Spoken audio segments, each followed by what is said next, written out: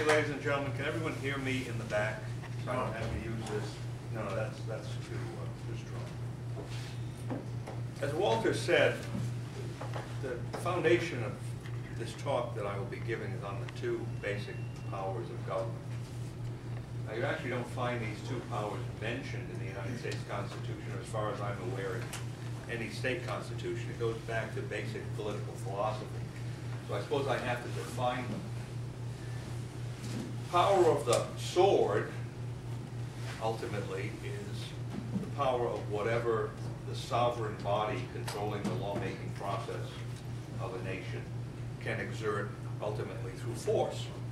Because all laws are ultimately enforced through force against those individuals who refuse to comply. In most societies, vast majorities of the laws are enforced simply through voluntary compliance, but in the ultimate analysis, there are those people who will, for one reason or another, refuse to comply with the laws, and then force needs to be applied. Now, the power of the purse is exactly what it sounds like. It's the power over wealth, and typically the power over money in any kind of complex society that's advanced beyond the barter stage. And under the United States Constitution, it involves essentially four elements: the power to tax, the power to borrow, the power to spend, which all governments not only receive, but they put out funds, and power with relation to money of one kind or another. We'll get to that, how that exactly ties in a moment. Under the United States Constitution, the power of the sword ultimately resides in we the people, because we the people are the ultimate sovereign body. How does the Constitution itself begin? We the people of the United States, for these purposes, do ordain and establish this Constitution. So, the people being the sovereign, under this very old theory of governmental organization, the people have to control, ultimately, both the power of the purse and the power of the sword. Now, I became interested in this subject, this relationship with the power of the sword, the constitutional Homeland Security question, because of the Homeland Security problem that developed after the 9/11 episode. Actually, it was in the works before the 9/11 episode. The 9/11 episode was essentially the trigger that allowed people in Washington to do certain things they'd already been planning to do for a long time. And I sat around for a year or two expecting some other people from the constitutionalist or traditional conservative libertarian perspective, what have you, to do something with respect to this problem. They never did.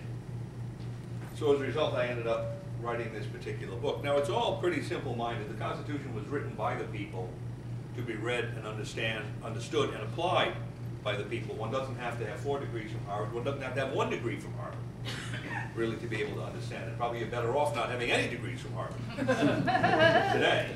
Because you have to wade through so much disinformation that's already out there, provided by people from Harvard, among other leading schools. It was meant to be understood by the people, and if you look at the Constitution from the perspective of this term, Homeland Security, which I admit was invented, in a sense, by the other side, if you will, by the people in Washington that are looking to create a certain kind of top-down structure to control this country. But let's use their terminology. It takes a crooked stick to beat a mad dog, if you know what I mean. Right? Let's use their terminology. Where do you find the word security in the United States Constitution? Well, the only place it appears is the Second Amendment. Well-regulated militia being necessary to the security of a free state.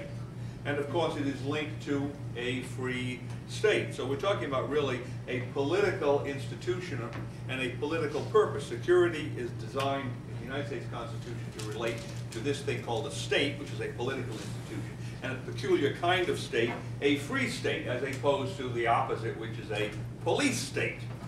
All right? Now, once again, one doesn't have to be a Harvard graduate to see this. It's right there. Now, that same amendment says a well-regulated militia being necessary to the security of a free state. Well, that is the only place in the Constitution where the Constitution says that anything is necessary for any purpose.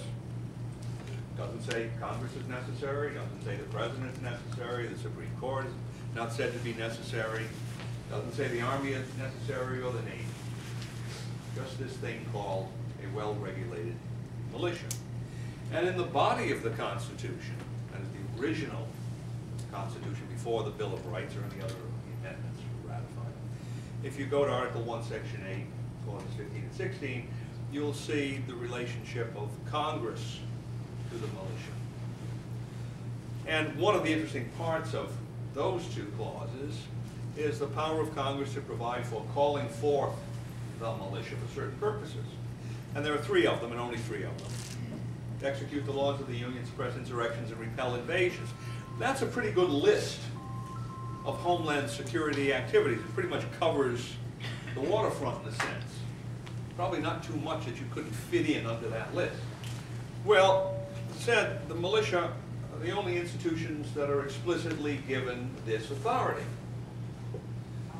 So one would think that if you were sitting down, knew nothing else but the Constitution of the United States, and you came upon this problem of how do we devise a system to provide for Homeland Security to deal with everything from a natural disaster to a pandemic to a terrorist strike to perhaps the result of thermonuclear war, you know, propose any scenario you want, catastrophic scenario. How, using the Constitution, would you devise such a structure? Well, I don't think you'd create something called the Department of Homeland Security. That wouldn't come to mind right away. It certainly isn't mentioned in the Constitution. The only department of the executive branch that is mentioned is the Treasury Department, going back to the power of the purse. Certainly don't mention any kind of security department in the Constitution. The Army is mentioned and the Navy is mentioned, but it never says anywhere in the Constitution or the Bill of Rights that those are necessary functions. And if you knew anything about pre-constitutional history, you'd know that the Founding Fathers were very leery of a standing army. They had run across a standing army under General Gage in Boston, among other places. So they had a certain amount of suspicion of that institution. So you wouldn't imagine that that would be the one, if you were picking anything out of the Constitution that was at least explicitly mentioned. And then here's this one called the militia of the several states. In fact, that's the exact terminology for it, which the Second Amendment says is necessary for the security of a free state, and Congress is given the power to provide for calling this thing out to perform these Homeland Security functions. So one would say, by looking at the Constitution, any Homeland Security structure has to be built upon these institutions called the militia of the several states, at least first. And if for some reason or other those institutions failed, then you might go to the next step, which might be the Army. You might go to the next step, might be some executive department created under the President or what have you. But certainly those would be down the line of organization, at least in terms of looking at this problem from the constitutional perspective. All right, well, what's the short answer to this? Is this what Congress has done? Well, no, it's done exactly the opposite, typically, of Congress. All right, set the jackass on its head, if you will. And we have a top-down structure organized from the District of Columbia to reach down into every state and locality with some element of control. And you ask yourself, well, what's wrong with that in principle? Well, it's not the structure of the militia. How do I know that? Go back to the Constitution. The Constitution has many terms in it that are not defined. Militia of the several states happens to be one of them. Well-regulated militia. Never is there a definition given. But most of the terms in the Constitution, a definition isn't given. The Constitution is not a dictionary. It was assumed that people at that time knew what most of its terms meant and had a reasonable grounding in the English language so they could put them together in terms of syntax and interpretation. Now you find some words defined. Treason is a good example. The very specific and narrow definition of treason. Why? Because under the English law, and remember all of these colonies came out of the English system, so they all at one time or other had adopted more or less of the English legal system. Treason was very broadly defined because it was used as a methodology for suppressing political dissent or political opposition. So every time a new form of political